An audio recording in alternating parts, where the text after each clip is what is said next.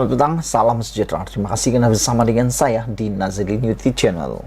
Petang ini kita nak ulas tentang pendedahan yang luar biasa yang telah dibawakan oleh Ahmad Maslan baru-baru ini berkaitan dengan keputusan ROS. Ahmad Maslan dalam keputusan yang terkini mendedahkan bahwa ROS belum memberikan kata putus muktamad tentang pindaan perlembagaan UMNO diluluskan atau ditolak.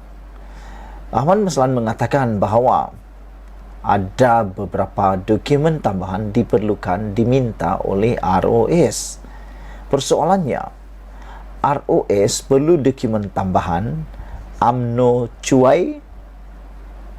Berdasarkan kenyataan Setiausaha Agung UMNO, Ahmad Maslan semalam, adalah jelas Jabatan Pendaftaran Pertubuhan atau ROS memerlukan lebih banyak masa lagi sebelum dapat memutuskan sama ada pindaan perlembagaan parti itu diluluskan atau sebaliknya.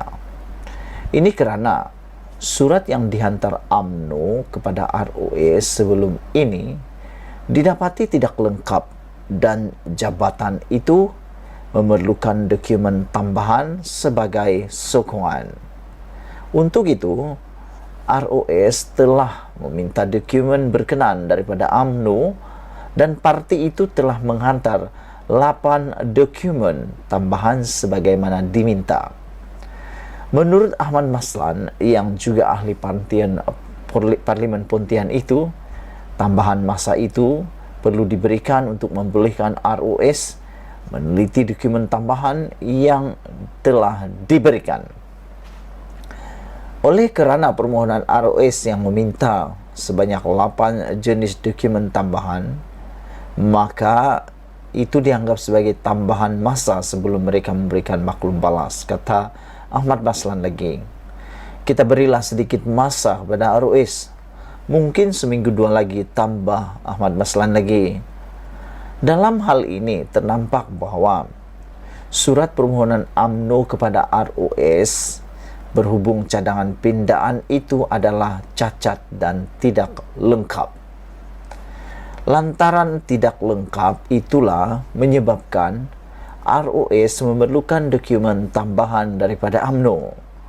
Persoalannya, jika permohonan UMNO lengkap dan sempurna, sudah pasti tiada masalah untuk ROS meluluskannya. Kenapa ini berlaku? Ahmad Maslan yang tidak teliti dalam mengemukakan surat permohonan kepada ROS atau sememangnya ada peraturan tertentu dilanggar UMNO. Apakah UMNO berharap oleh kerana UMNO sudah jadi kerajaan dan pemimpinnya memegang jawatan Perdana Menteri, permohonannya mesti diluluskan walau ada peraturan tidak dipatuhi? Namun demikian, meskipun 8 dokumen telah dihantar, ia belum benar-benar menjamin permohonan UMNO itu sudah lengkap dan tidak lagi berdepan masalah. Yang nyata, UMNO telah melakukan kecuaian dan tidak mematuhi peraturan, dan sebab itu ROS memerlukan dokumen tambahan. Apabila dokumen tambahan diminta, masa juga diperlukan untuk meneliti sama ada boleh diluluskan atau tidak. Makna kata, kalau permohonan itu selepas ini tidak diluluskan, ia bukanlah salah ROS, tetapi memang salah UMNO sendiri. Sekian isu hangat petang ini. Jangan lupa tinggalkan komen Anda, tekan butang subscribe, dan kita jumpa lagi. Bye-bye. Selamat petang, salam sejahtera. Siaplah Najib. Ini draft laporan besar-besaran kerana jadi punca tuntutan waris Sulu. Ulasan sepenuhnya.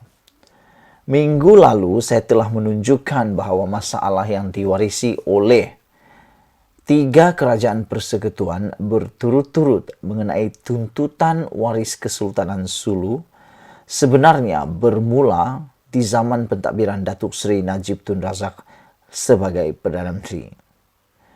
Apabila negara mula mengetahui mengenai tuntutan waris kerajaan ataupun tuntutan waris Kesultanan Sulu yang melibatkan aset Petronas yang bernilai sekitar Rm9 bilion, baru-baru ini Najib cepat-cepat cuba mengalihkan fokus dengan menuding jari kepada pentadbiran-pentadbiran selepas beliau.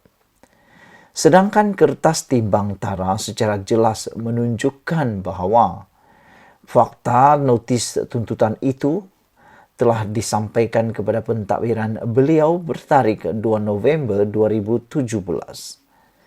Tuntutan itu juga bermula selepas pentadbiran beliau menghentikan bayaran kepada waris Kesultanan Sulu sejak 2013 lagi.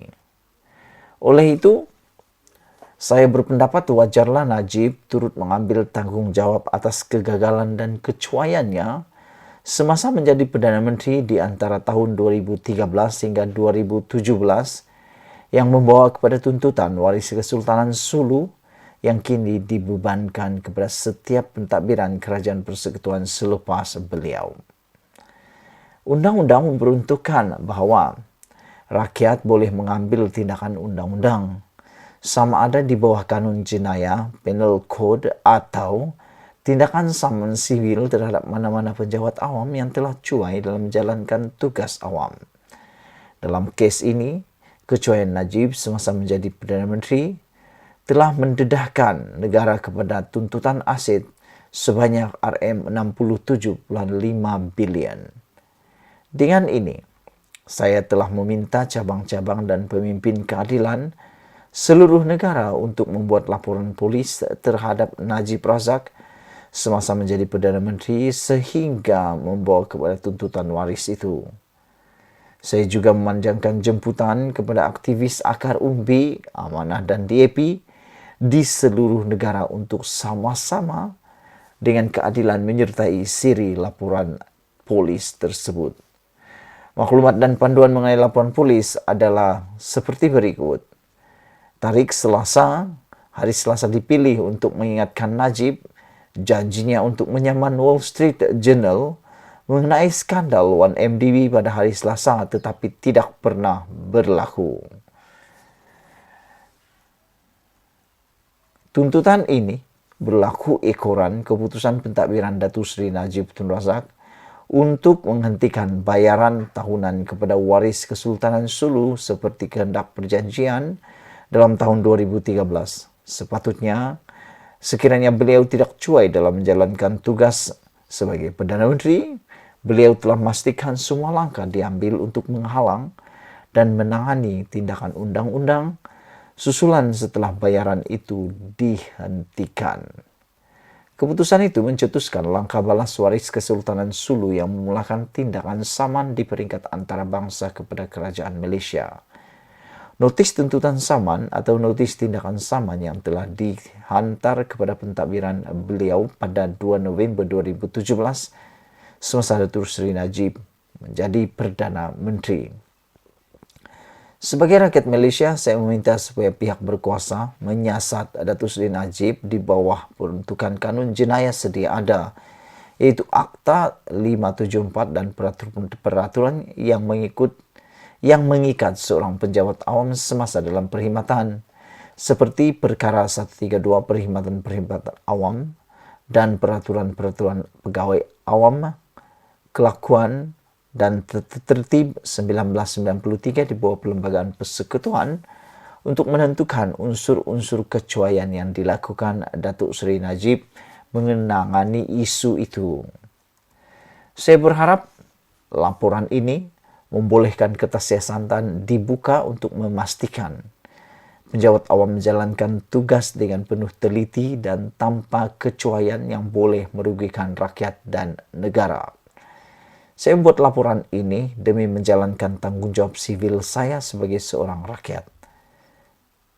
Saya sendiri akan membuat laporan polis di Balai Polis Setiawangsa bersama-sama YB Nik Nazmi Nik Ahmad, Ahli Parlimen Setiawangsa jam 11 pagi esok, iaitu Selasa hari ini. Selepas membuat laporan polis, saya galakkan semua yang terlibat membuat kenyataan media, menyebarkan berita dan menghantar berita visual ke media sosial untuk mendidik ke rakyat mengenai kesan kecuaian pegawai awam di peringkat tertinggi kepada rakyat. Ditulis oleh Rafizi Ramli, Timbalan Presiden PKR, 18 Julai. Sekian isu hangat petang ini. Jangan lupa tinggalkan komen Anda, tekan butang subscribe, dan kita jumpa lagi. Bye-bye.